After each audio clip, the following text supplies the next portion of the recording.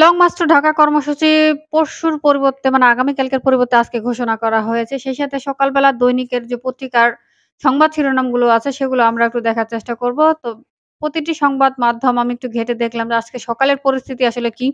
তো চলেন সকালের যে সংবাদ শিরোনাম দৈনিকের প্রধান সেগুলো একটু জানার চেষ্টা করি। ১ম এ আমরা দেখি যে 'প্রথম আলোর' যে প্রধান শিরোনাম রয়েছে, আজ থেকে ৩ দিন ছুটি দেশে অনির্দিষ্টকালের জন্য কারফিউ। বৈষম্য বিরোধী ছাত্র আন্দোলন মার্চ টু ঢাকা কর্মসূচি আজ।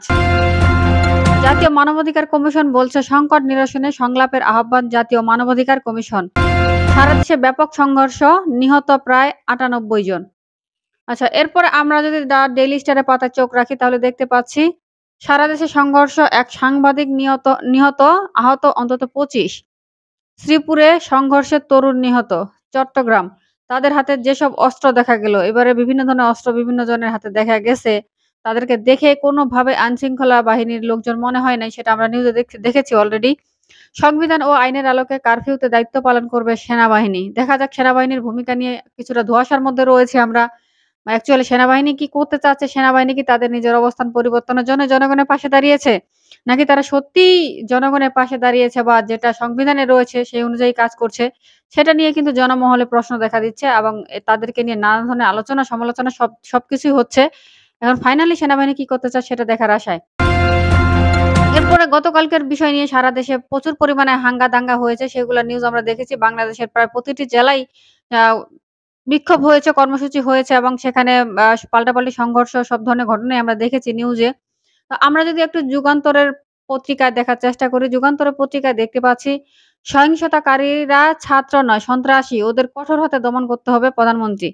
মার্চ টু ঢাকা কর্মসূচি আজ, এটা আমরা দেখেছি। সশস্ত্র বাহিনীকে ছাউনিতে ফিরিয়ে নেওয়ার আহ্বান। অশান্তি সৃষ্টি করা হলে শক্ত হাতে দমন। এমপি নাতিসহ আওয়ামী লীগের ৬ নেতা নিহত। আচ্ছা, এই দেখতে পাচ্ছি যুগান্তরের পাতায় এই নিউজ। আমরা একটু বাংলাদেশ প্রতিদিনের পাতায় একটু দেখার চেষ্টা করব। সেখানে রয়েছে লাশের সারি রক্তাক্ত দেশ, থানায় আগুন, হত্যা ১৪ পুলিশ। ছাত্রদের সঙ্গে নামছে জনতা। নাশকতাকারীদের শক্ত হাতে দমন প্রধানমন্ত্রী। দেখামাত্র গুলি করার নির্দেশ, মানবাধিকার লঙ্ঘন, ডক্টর কামাল। আচ্ছা, এরপরে আমরা একটু আরেকটা নিউজ দেখি। কালবেলা নিউজের দিকে একটু চোখ রাখি বা কালবেলার পাতায়। সেখানে ঢাকায় সকালে পরিস্থিতি কেমন? সকালে পরিস্থিতি তো শান্তই দেখা যাচ্ছে। কিন্তু সময়ের সাথে সেটা বোঝা যাবে যে অ্যাকচুয়াল পরিস্থিতি আসলে কি? মার্চ টু ঢাকা কর্মসূচি আজ, দ্রুত চূড়ান্ত পরিণতি চান আন্দোলনকারীরা।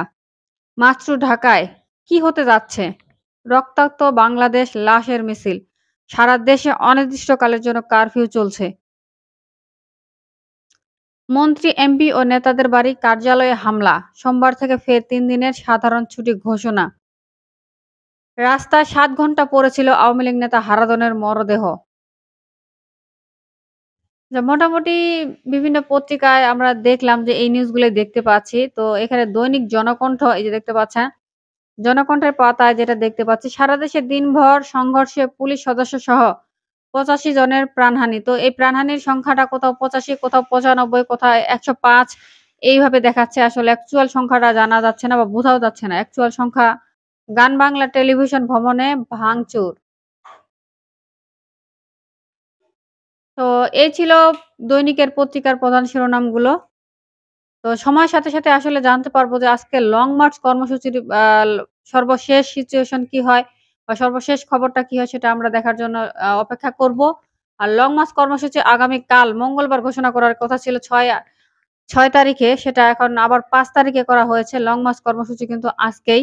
তো লং মার্চ কর্মসূচিতে যেই ধরনের উপস্থিতি থাকার কথা সে অনুযায়ী সকাল থেকে যে নিউজ মিডিয়াগুলো নিউজ করছে, সেখানে কিন্তু উপস্থিতি দেখা যাচ্ছে না। তারা এমনভাবে দেখানোর চেষ্টা করছে যে সবকিছুই মানে শান্ত হয়ে গেছে। সবাই কারফিউ মেনে নিয়েছে। যদিও কারফিউ কিন্তু বাতিল করেছে ছাত্র বৈষম্য আন্দোলনের সমন্বয়করা। তো ছাত্ররা সেটা কিন্তু প্রত্যাখ্যান করেছে। আমরা অলরেডি দেখেছি। তো দেখা যাক আজকের সময়ের সাথে পরবর্তী কি নিউজ আপডেট আসে অবশ্যই আপনাদের সাথে শেয়ার করব। তো পরবর্তী আপডেট জানার জন্য আমাদের চ্যানেলটাকে সাবস্ক্রাইব করে রাখতে পারেন।